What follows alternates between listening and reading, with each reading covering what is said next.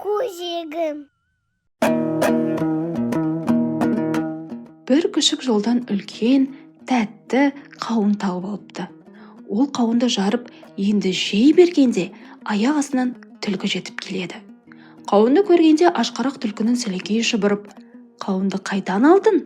деп күшікті сұрақтың астына ала бастайды. Күшік жолдың бойын нұсқайды.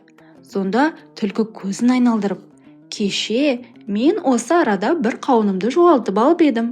Мынау сол болуы керек», дейді еш шімірікпестен. Дәл осы кезде қастарына балпандай басып аю келеді.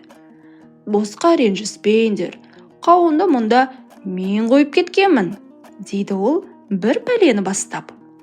Сәл ойланған күшік, «Біз бекерге таласпайық. Күн де ұясына батып барады екен. Қауынды бір жерге тығып қояйық та, ертең таңертең келейік. Кім ерте келіп тауып алса, қауын соныкі болсын. Келісесіңдер ме?» дейді. Түлкі мен аю келіседі.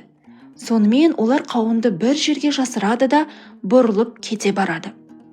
Ары таман барған соң түлкі басын көтеріп аспанға қарайды. Ол төбедегі бұлтты көріп, «Қауын бұлттың астында екен ғой», деп ойлап, соны есіне сақтап қалады. Аю бір үзік күн нұрының дәл қауын жасырылған маңға түсіп тұрғанын байқап, соны белгі етеді. Ал күшік жан-жағына барлай қарап, қауынның өзен жағасындағы ағаштың түбіне жасырылғанын көңіліне бүгіп қояды.